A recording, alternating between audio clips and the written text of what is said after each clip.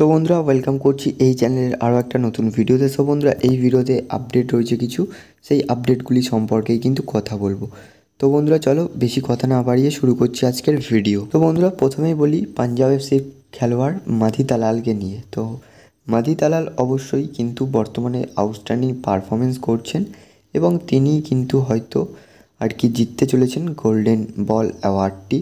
কারণ কোনো যদি মানে আপকামিং যে ম্যাচগুলো রয়েছে সেই ম্যাচগুলিতে যদি কোনো রকম মিরাক্কেল না ঘটে তাহলে কিন্তু সেই মাধি তালাল কিন্তু আর কি ক্লেম করবে গোল্ডেন বল অ্যাওয়ার্ড এই সিজনের।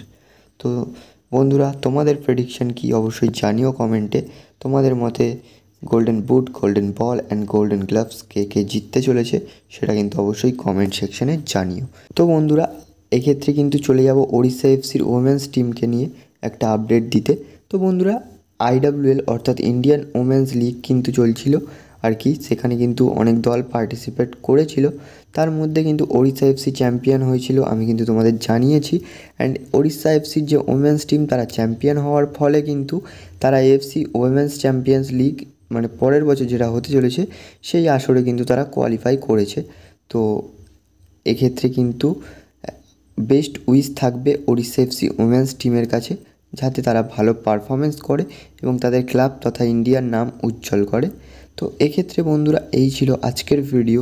তো ভিডিওটা তোমাদের এই আপডেটগুলো কেমন লাগলো কমেন্টে জানিও, অ্যান্ড চ্যানেল নতুন হলে সাবস্ক্রাইব করে দিও। তো বন্ধুরা দেখা হচ্ছে পরবর্তী ভিডিওতে। Thanks for watching and keep supporting.